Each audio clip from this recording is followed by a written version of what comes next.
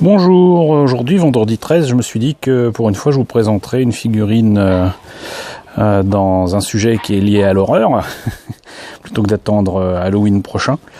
Et comme je suis pas superstitieux, parce que être superstitieux, ça porte malheur.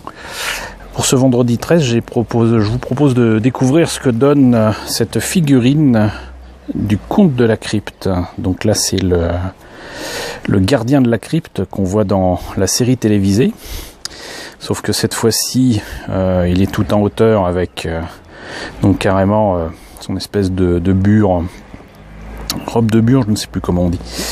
En tout cas il est tout debout alors que d'habitude il est dans un siège, voilà, on ne voit finalement que la partie supérieure de son corps, et comme vous l'auriez deviné, de toute façon c'est une marionnette.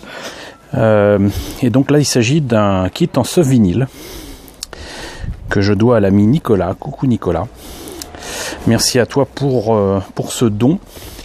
Il s'agit d'une maquette qui se trouvait notamment chez nos amis de Screaming, je crois bien, ce qui semble être confirmé par cette photocopie là.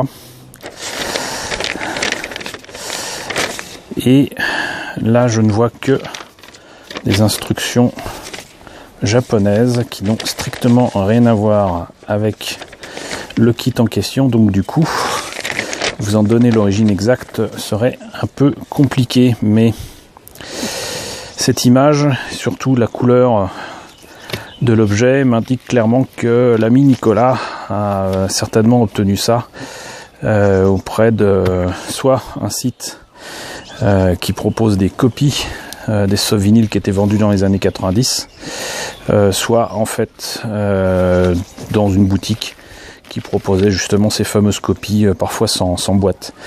Mais bon, c'est pas grave, c'est un beau cadeau quand même, et surtout vous observerez qu'il n'y a pas besoin d'une notice bien compliquée pour voir ce qu'il en est, puisque vous avez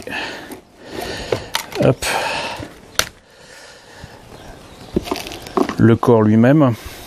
Alors, comme je fais ça dehors, c'est retour à la réalité avec le vent qui peut tout enlever. Une main et étrangement un livre, donc avec le logo Conte de la Crypte, Tales from the Crypt. Donc un grimoire, mais qui bizarrement, vous voyez, donc bon, déjà c'est en ce vinyle, donc il est un peu bizarre. Mais il n'y a pas l'intérieur du bouquin, donc il va falloir le faire soi-même. C'est pas grave. Pas super grave, mais il n'y a pas la pièce pour faire cette partie là, et donc il y a une main ici qui doit certainement se placer comme ceci, et vous avez la main gauche qui logiquement doit certainement se placer comme cela, et la tête du gardien de la crypte. Et vous observerez que non seulement il est très ressemblant, mais que comme ça, il est vraiment très, il fait vraiment très étrange, et surtout très méchant, voilà. On n'aurait pas envie de lui demander l'heure au détour d'un parc. Alors que là, non seulement il fait un peu sympathique, mais en plus avec ses cheveux, il fait moins effrayant. C'est assez amusant. Et donc pour faire les cheveux, il vous faut rajouter ceci qui était livré avec, mais par contre j'ai pas l'intention d'utiliser ce fil là, parce que là ça fait pas du tout cheveux du tout, ça ferait même pas une belle perruque. Je sais pas ce que je vais pouvoir en faire de ces fils là, peut-être pour un bateau, mais c'est pas ça que j'utiliserai. C'est pas les fibres qui me manquent pour éventuellement faire des cheveux comme ça.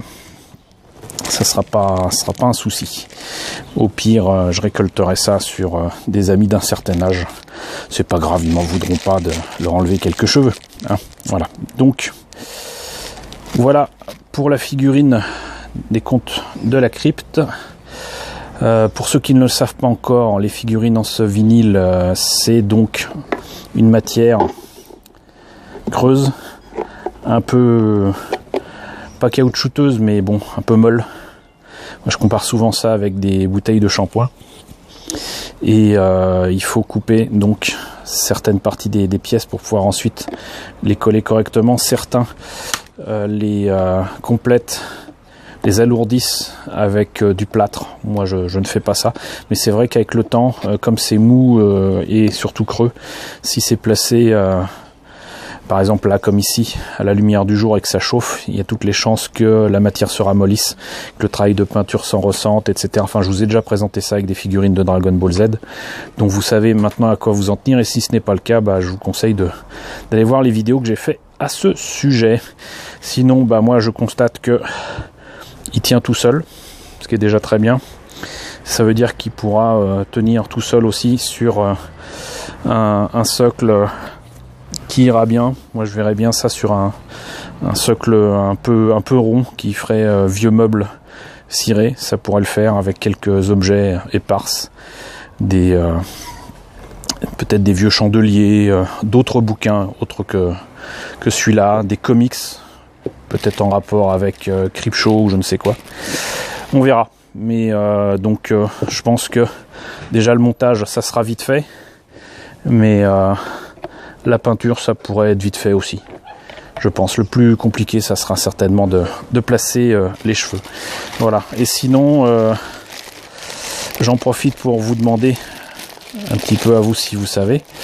Nicolas m'a aussi confié ceci qui était donc un buste de Predator. J'ai eu beau chercher sur le net, je n'ai pas trouvé d'où ça sortait, si à l'origine c'était en résine ou pas.